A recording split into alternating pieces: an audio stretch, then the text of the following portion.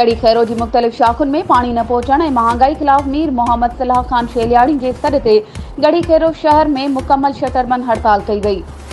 हड़ताल सबब शहर जूं बाज़ारूं शाही बाज़ार, क्लाथ मार्केट, सोनारकी बाज़ार, दोदापुर नाको समेत समूरा कारोबारी मर्कज़ मुकम्मल तौर ते बंद रहा। मीर मोहम्मद सलाह खान शेलियाणी, सरदार तारिक खान लहर ऐं मीर मोहसिन खान शेलियाणी जी अॻवानी में एहतजाजी रैली कढी वई।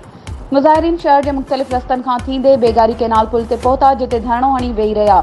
धरणे सबब सिंध बलोचिस्तान जी ईंदड़ वींदड़ ट्रैफ़िक मुअतल थी वई।